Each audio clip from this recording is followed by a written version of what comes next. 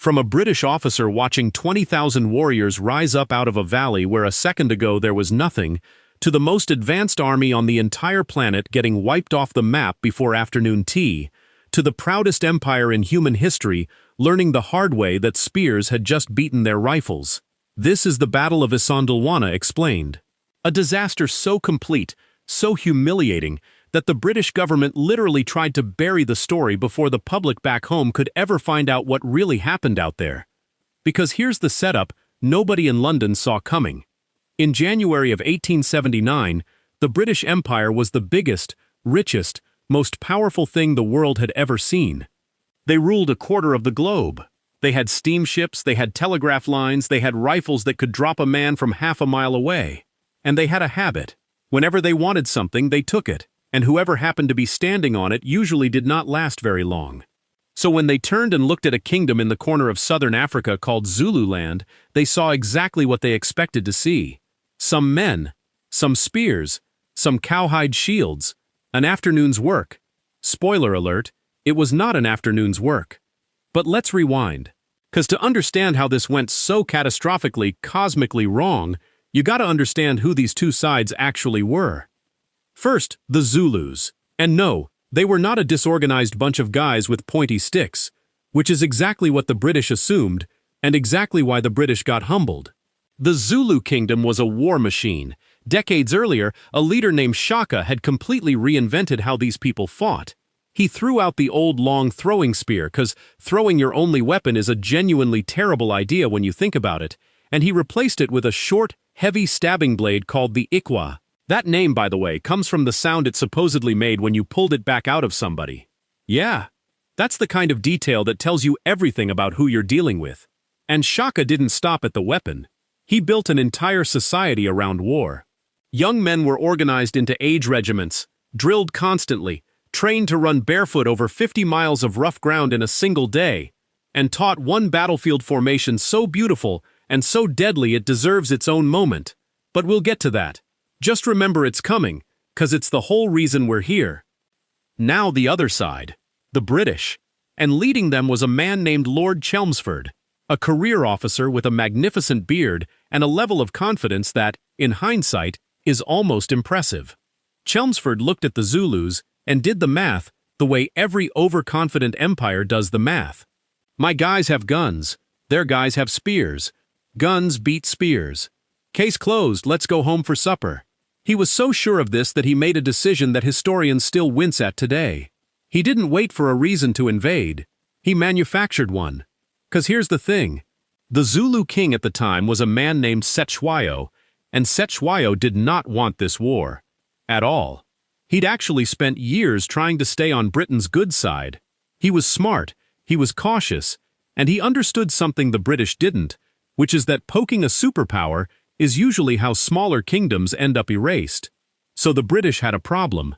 They wanted Zululand, but Cetshwayo refused to give them an excuse, so they invented one.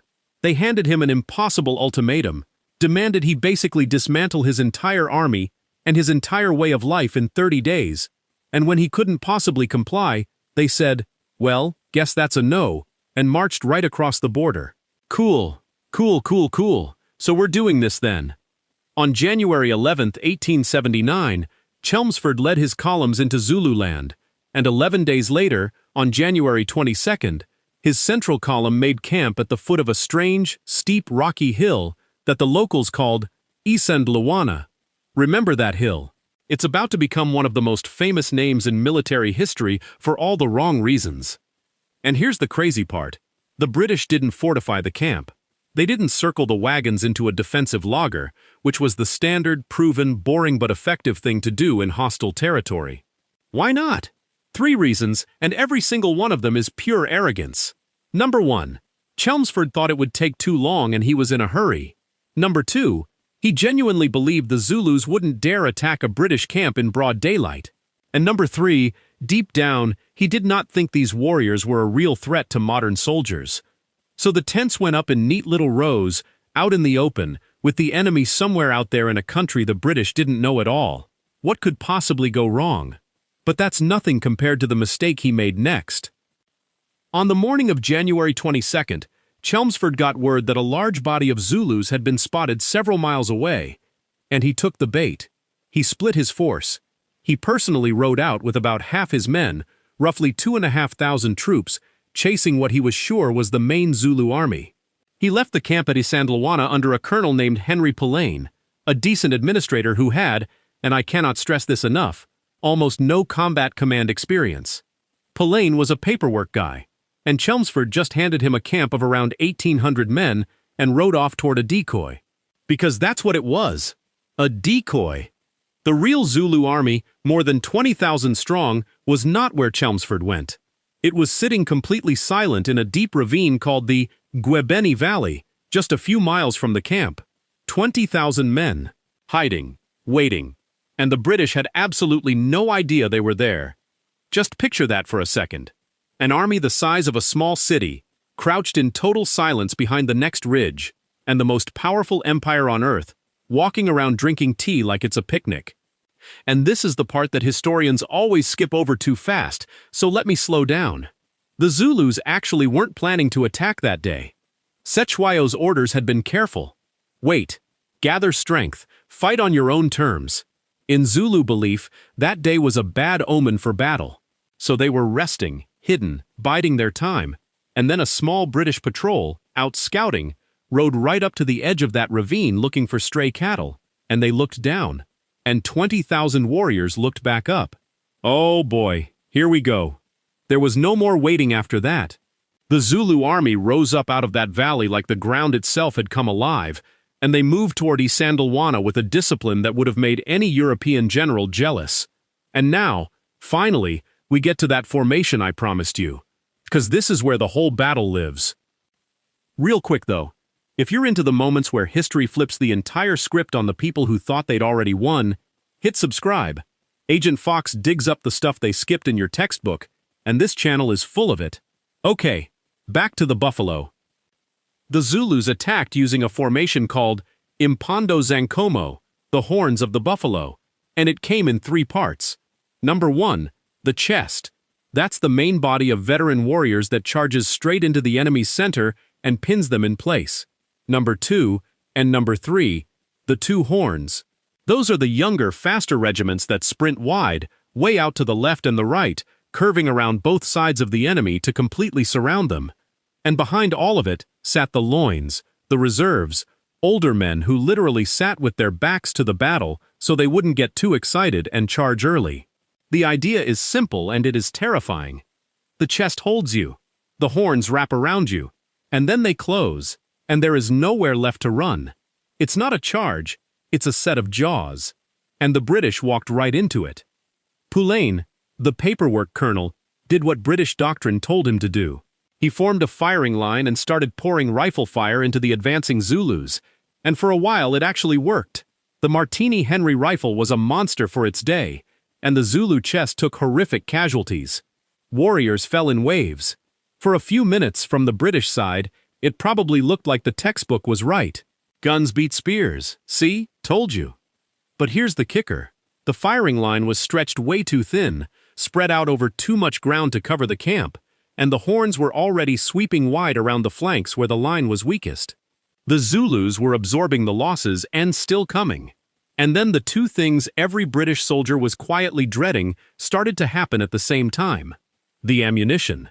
This is one of the most argued about details in the whole battle, so here's the honest version. The men on the firing line started running low, and getting fresh rounds up to the front got slow and messy right at the worst possible moment. Whatever the exact cause, the effect was undeniable. That devastating wall of rifle fire, the one thing holding the whole Zulu army back, began to stutter. And a firing line that stops firing is just a line of men standing in a field. And that's the exact moment the horns closed. The left horn and the right horn met behind the British camp, and just like that, 1,800 men were completely surrounded, cut off. No escape route, no reinforcements, and a commander several miles away chasing ghosts.